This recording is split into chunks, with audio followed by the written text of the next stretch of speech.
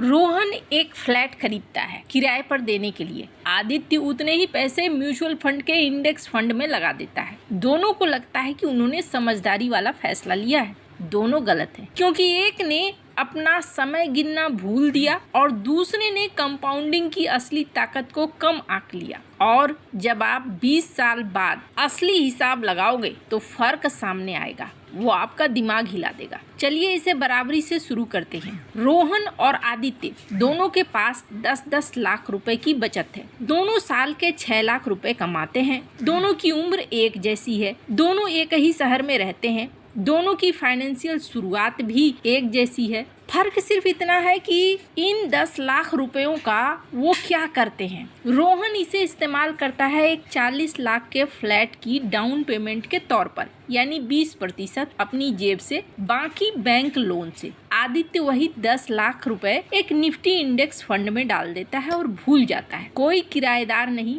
कोई चाबी नहीं, बस एक निवेश जिसे वो साल में 1-2 बार चेक करता है। आज के इस वीडियो में हम रोहन और आदित्य की पूरी 20 साल की यात्रा देखेंगे, साल दर साल, पाई पाई का हिसाब, और आखिर में आपको पता चलेगा कि असली जीत किसकी हुई है। पूरी वीडियो देखिएगा, क्योंकि आखिर में आपको वो सवाल बताऊंगा जो आपको हर बड़ा फाइनेंशियल फैसला लेने से पहले खुद से पूछना चाहिए। ये कहानी सिर्फ रोहन और आदित्य की नहीं है, ये कहानी उन करोड़ों भारतीय परिवारों की है जो हर साल यही फैसला लेते हैं। कभी शादी में मिले पैसों से, कभी नौकरी के पहले बोनस से, कभी माता पिता की जमा पूंजी से। कोई सोचता है फ्लैट लेना ही असली सुरक्षा है, तो कोई सोचता है शेयर बाजार में पैसा डालना ही समझदारी है। दोनों तरफ के लोग अपनी दलील के साथ पूरी तरह कॉन्फिडेंट होते हैं, लेकिन बहुत कम लोग असल में बैठकर कागज पर पूरा हिसाब लगाते हैं। रोहन का फ्लैट है 40 लाख रुपए का। वो 8 लाख रुपए डाउन पेमेंट कर देता है, यानी 20%। बाकी 32 लाख रुपए का होम लोन लेता है 8.5% ब्याज दर पर 20 साल के लिए। उसकी हर महीने की EMI बनती है करीब 27,770 रुपए। उसे एक किराएदार मिल जाता है जो 32,000 महीना देने को तैयार है। कागज पर देखें तो हर महीने रोहन को करीब 4,230 रुपए का मुनाफा हो रहा है, बिना 1 रुपया किसी और चीज पर खर्च किए। रोहन खुद को जीनियस समझने लगता है। दूसरी तरफ आदित्य वही 10 लाख रुपए एक टोटल मार्केट इंडेक्स फंड में डाल देता है। कोई लोन नहीं, कोई किराएदार नहीं, कोई चाबी सौंपने का झंझट नहीं। वो हर महीने 5,000 रुपए का SIP भी सेट कर देता है और फिर उसके बारे में सोचता ही नहीं। दोस्त पूछते हैं पैसा कहाँ लगाया,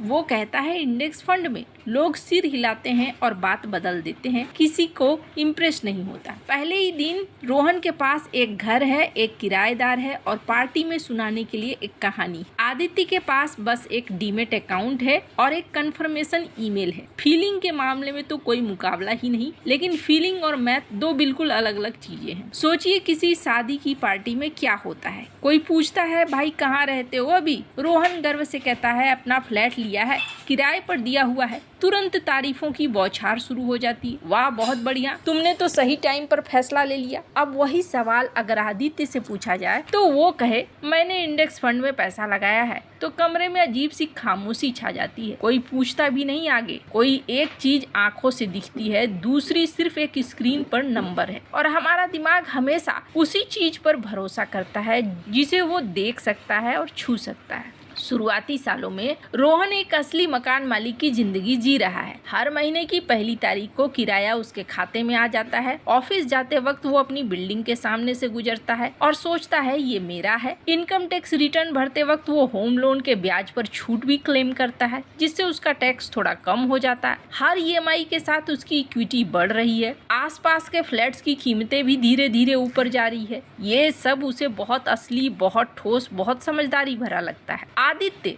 वो हर 3 महीने में एक बार अपना ऐप खोलता है, नंबर थोड़ा ऊपर जाता देखता है, फिर थोड़ा नीचे, फिर थोड़ा ऊपर। पहले साल में उसके 10 लाख रुपए बढ़कर करीब 11 लाख हो जाते हैं। दूसरे साल तक SIP मिलाकर ये आंकड़ा करीब 13 लाख के आसपास पहुंचता है। कुछ खास महसूस नहीं होता, ना कोई चाबी जेब में, ना कोई किराएदार का फोन, ना कोई चीज जिसे वो गाड़ी की खिड़की से दिखा सके, बस एक स्क्रीन पर एक नंबर। रोहन के दोस्त उससे उसकी प्रॉपर्टी के बारे में पूछते हैं। आदित्य के दोस्त उससे कुछ नहीं पूछते, सिर्फ यही सामाजिक तारीफ रोहन को लगने लगती है कि वो बाजी मार रहा है। इस दौरान एक और चीज रोहन को अच्छी लगती है। हर साल जब वो अपने रिश्तेदारों और पुराने दोस्तों से मिलता है तो बातचीत का विषय अक्सर उसकी प्रॉपर्टी बन जाती है। अब तो रेट कितना बढ़ गया होगा, बहुत अच्छा किया तूने ले लिया। ये तारीफें नशे जैसी होती है। इंसान को लगता है कि वो सही दिशा में जा रहा है क्योंकि बाकी लोग उसे मान्यता दे रहे हैं। आदित्य के हिस्से में ऐसी कोई तारीफ नहीं आती है क्योंकि उसका निवेश किसी को दिखता ही नहीं।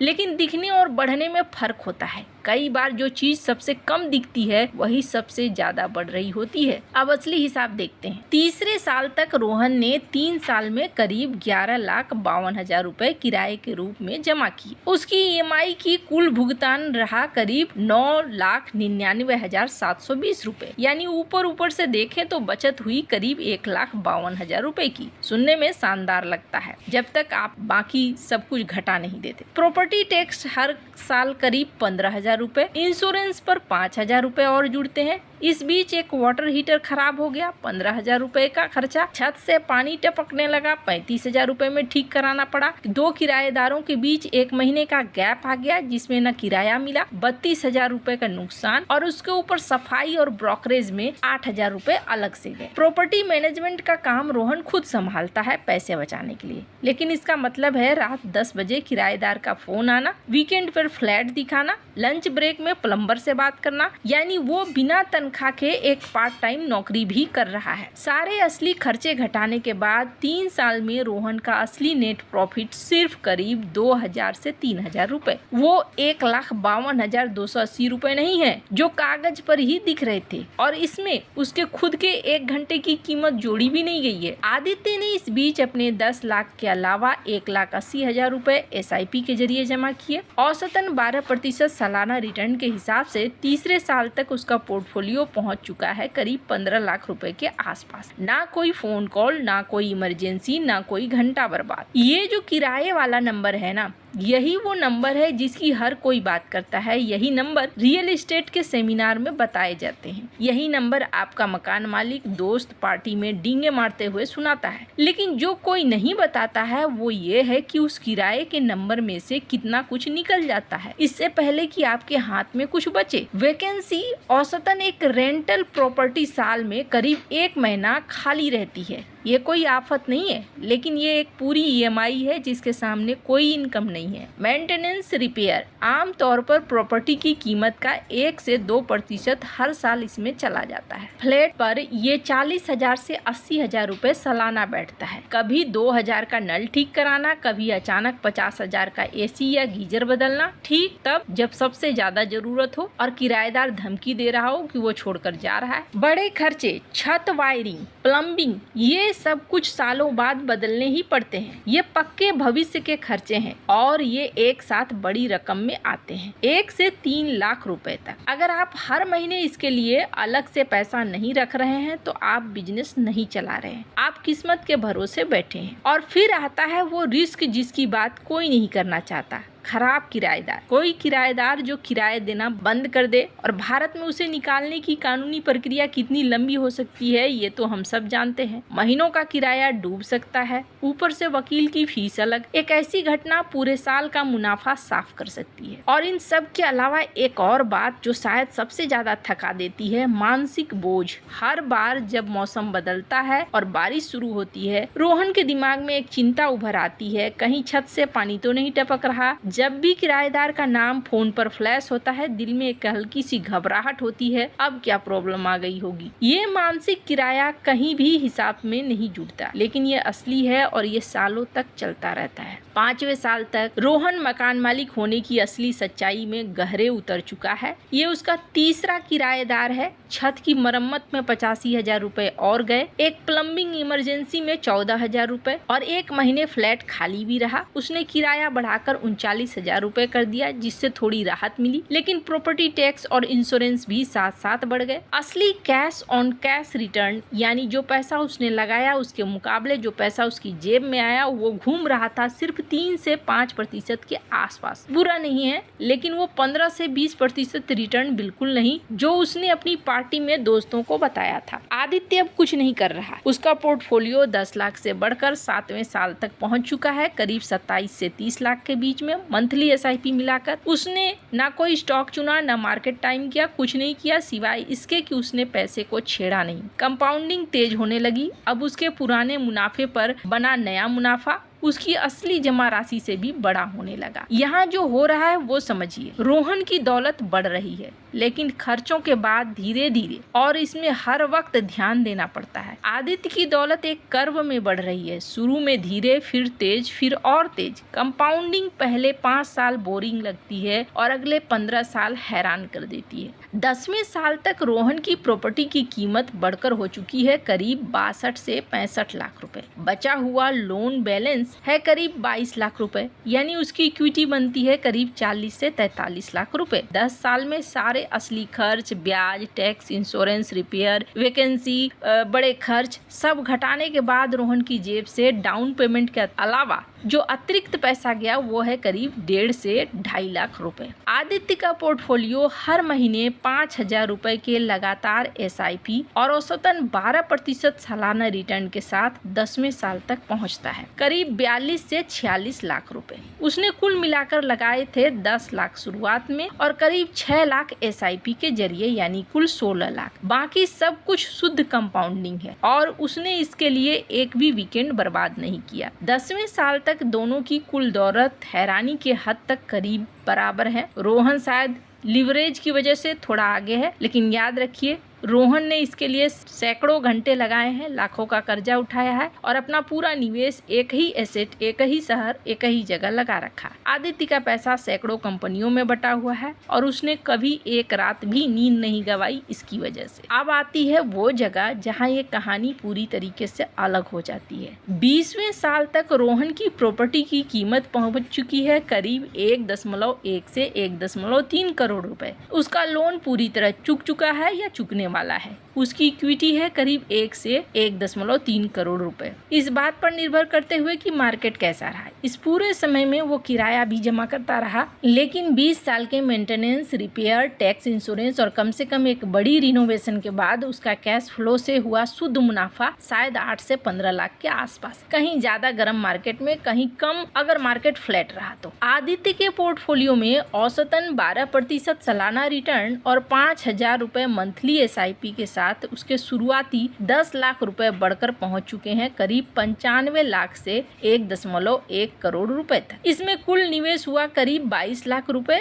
20 साल में, बाकी करीब 75 से 90 लाख रुपए शुद्ध कंपाउंडिंग है, बिना कर्ज, बिना किराएदार, बिना आधी रात प्लम्बर को फोन किए। अब जब आप दोनों का कुल नेटवर्थ मिलाकर देखते हैं तो दोनों करीब करीब एक ही रेंज में है, 1 करोड़ से 1.3 करोड़ के बीच। लेकिन यहाँ तक पहुँचने का रास्ता बिल्कुल अलग रहा। रोहन ने इसके लिए मेहनत की, आदित्य ने इसके लिए इंतजार किया। रोहन ने स्ट्रेस झेला, रिस्क एक ही जगह पर केंद्रित रखा, उसका पैसा फंसा हुआ रहा, यानी जरूरत पड़ने पर तुरंत नहीं निकाल सकता था। आदित्य ने उतार चढ़ाव झेला, लेकिन उसका पैसा हमेशा लिक्विड रहा, यानी वो जब चाहे जितना चाहे निकाल सकता था। जरा सोचिए, अगर अचानक घर में कोई मेडिकल इमरजेंसी आ जाए तो आदित्य अपने फोन से 5 मिनट में पैसा निकाल सकता है। रोहन के पास 40-50 लाख की प्रॉपर्टी होते हुए भी तुरंत नगद जुटाना मुश्किल है। या तो उसे प्रॉपर्टी बेचनी पड़ेगी जिसमें महीनों लग सकते हैं, या फिर उसके ऊपर एक लोन लेना पड़ेगा। यही फर्क है लिक्विडिटी का, जिसे लोग अक्सर तब तक नहीं समझते जब तक जिंदगी में कोई इमरजेंसी ना आ जाए। और यहाँ एक ऐसी बात जो पूरा गणित बदल देती है। अगर आदित्य अपनी मंथली SIP सिर्फ 3,000 रुपए और बढ़ा दे, यानी 8,000 रुपए महीने कर दे, तो 20 साल का पोर्टफोलियो बढ़कर पहुंच सकता है करीब 1.4 से 1.6 करोड़ रुपए, क्योंकि स्टॉक मार्केट में अपना निवेश बढ़ाने का असर कंपाउंडिंग की वजह से कई गुना हो जाता है। रियल एस्टेट में अपना निवेश बढ़ाने का मतलब है दूसरी प्रॉपर्टी खरीदना, दोबारा लोन लेना, अपना काम दुगना करना। अब सिक्के का एक दूसरा पहलू भी है। अगर मैं आपको सिर्फ रियल एस्टेट की खामियां दिखाती रहूं तो मैं वही कर रही हूं जो हर स्टॉक मार्केट वाला करता है। स्टॉक मार्केट के भी असली रिस्क हैं जिन्हें अक्सर छुपा दिया जाता है।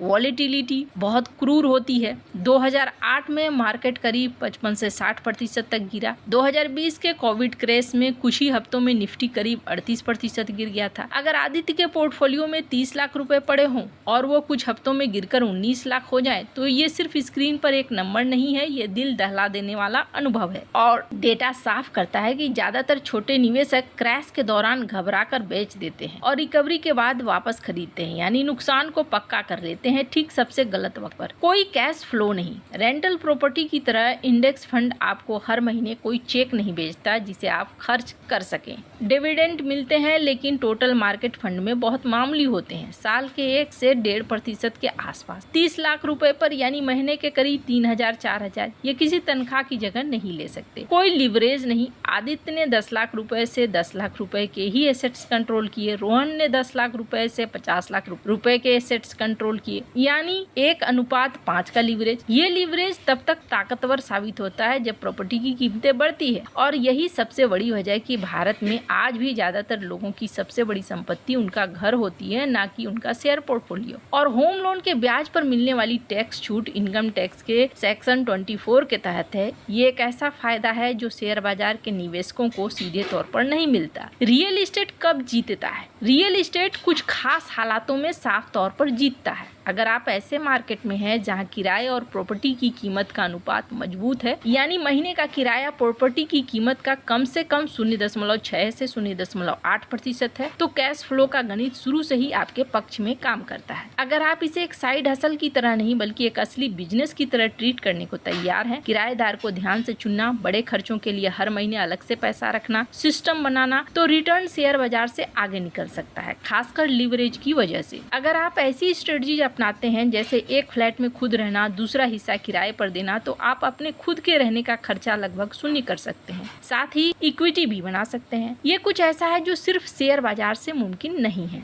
रियल एस्टेट का एक और फायदा है जिसे अक्सर कम आंका जाता है, फोर्स्ड सेविंग। बहुत से लोग हैं जो हर महीने खुद से SIP भरने का अनुशासन नहीं रख पाते हैं। पैसा हाथ में आते ही खर्च हो जाता है, लेकिन जब EMI बंधी होती है, बैंक अकाउंट से अपने आप कट जाती है, तो चाहे अनचाहे इंसान बचत करने पर मजबूर हो जाता है। यही वजह है कि बहुत से भारतीय परिवारों के लिए घर की EMI ही उसकी असली बचत बन जाती है, क्योंकि बाकी पैसा शायद वो कभी नहीं बचा पाते। रियल एस्टेट कोई बुरा निवेश नहीं है, ये एक ऐसा निवेश है जिसे अक्सर सही तरीके से समझा नहीं जाता है। रोहन और आदित्य दोनों को लगा कि उन्होंने समझदारी वाला फैसला लिया है। रोहन को लगा रियल एस्टेट दौलत बनाने का पक्का रास्ता है, आदित्य को लगा शेयर बाजार खुद ब खुद सारा काम कर देगा। दोनों में से किसी ने बैठकर ये नहीं देखा कि असली कीमत क्या है, पैसों में, समय में, तनाव में, रिस्क में। 10 या 20 साल के सफर में असली जाल ना रियल एस्टेट है ना शेयर बाजार। असली जाल है किसी की सुनी सुनाई सलाह पर फैसला लेना, बिना अपने हालात के हिसाब को पूरा हिसाब लाए। और अगर आप सोच रहे हैं कि क्या होता जब आप दोनों करते, एक तरफ प्रॉपर्टी भी ले लेते, दूसरी तरफ शेयर बाजार में निवेश भी करते, तो बिल्कुल अलग कहानी है, और शायद उसका गणित आपकी सोच को पूरी तरह बदल देगा। असल में ज्यादातर फाइनेंशियल एडवाइजर यही सलाह देते हैं, किसी एक चीज पर पूरा दांव मत लगाइए। अगर आप एक घर में रहने के लिए खरीद रहे हैं घर को, तो एक जरूरत है, निवेश की तरह ना देखिए, और बाकी बचत का एक हिस्सा अलग अलग जगह index fund, fix deposit, gold में बांट कर रखिए, ताकि किसी एक के मार्केट के गिरने का असर आपकी पूरी जिंदगी की बचत पर ना पड़े। यही असली मतलब है डाइवर्सिफिकेशन का, और यही वो सबक है जो रोहन और आदित्य दोनों की कहानी से निकलता है। फिलहाल के लिए अगली बार जब कोई आपसे पूछे कि रियल एस्टेट हमेशा जीतता है या शेयर बाजार हमेशा जीतता है, तो उनसे सिर्फ एक सवाल पूछिएगा, क्या तुमने सब कुछ गिना है? क्योंकि जो जवाब हर चीज को गिन कर आता है वही मायने करता है।